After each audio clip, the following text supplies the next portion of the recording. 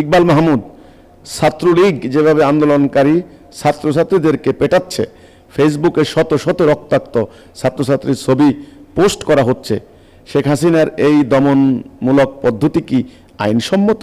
তিনি তো আইন আদালতের দোহাই দিলেন গতকালকের ভাষণে। খুবই যৌক্তিক প্রশ্ন। দেখুন ইকবাল মাহমুদ, আমি কিন্তু প্রথমে বলেছি আমাদের দেশের প্রধানমন্ত্রী তিনি অন্তত 18 বারের অধিক তিনি নিজে কিন্তু আক্রান্ত হয়েছেন। তিনি দীর্ঘদিন রাজনীতি করার ওনার অভিজ্ঞতা, বড় একটা রাজনৈতিক দলের সভানেত্রীর পদ অলঙ্কৃত করে আছেন, এবং তিনি তার বাবা মানে স্বাধীনতা আন্দোলনের বিশাল বড় নেতৃত্ব দিয়েছেন। তা কাজেই রাজনীতি কিভাবে করতে হয় তিনি ভালোই বুঝেন।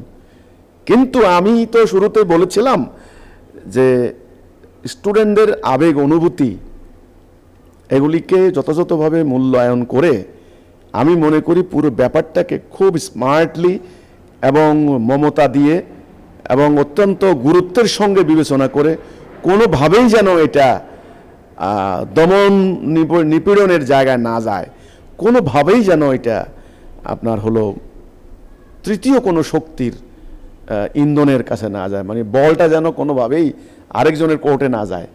কারণ এই ধরনের দমন নীতি বা পদ্ধতি আপনি বলেছেন আইনসম্মত কিনা, এখন তাদের কাছে ব্যাখ্যা চাইলে তারা বলবেন যে অশান্তি দূর করার জন্য এটা। তো আমি মনে করি যে স্টুডেন্টদের মধ্যে, ছাত্রদের মধ্যে কোনোভাবেই সংঘাত সংঘর্ষ লাগিয়ে বা লাগানোর সুযোগ করে দিয়ে দেওয়া ঠিক হবে না। দুপুর থেকেই পুলিশ হস্তক্ষেপ করতে পারত। যখন স্টুডেন্টরা ধাওয়া পাল্টা ধাওয়া করছিল, বাংলাদেশের পুলিশ তো অনেক শক্তিশালী, হাজার হাজার পুলিশ বাহিনী, কয়েকশো পুলিশ স্টুডেন্টদের মাঝখানে অবস্থান নিলেই কিন্তু দুই পক্ষ দুই দিকে চলে যায়। তাহলে দুপুর থেকেই কিন্তু এটা হচ্ছে।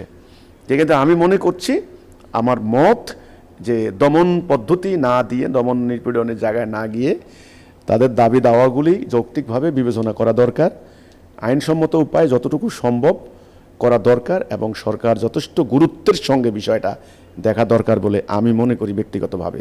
কারণ না হলে বিষয়টা অন্যদিকে টার্ন করবে, এবং এটা আমাদের জাতির যে এ পর্যন্ত অর্থনৈতিক অর্জন, রাজনৈতিক সামাজিক ক্ষেত্রে বিপর্যয়, শিক্ষাঙ্গনের বিপর্যয় সকল দিক থেকেই হবে। কিন্তু সেজন্য আমি বলবো যে দমন নিপীড়ন নয়, যৌক্তিক সমাধানের দিকে যাওয়া দরকার।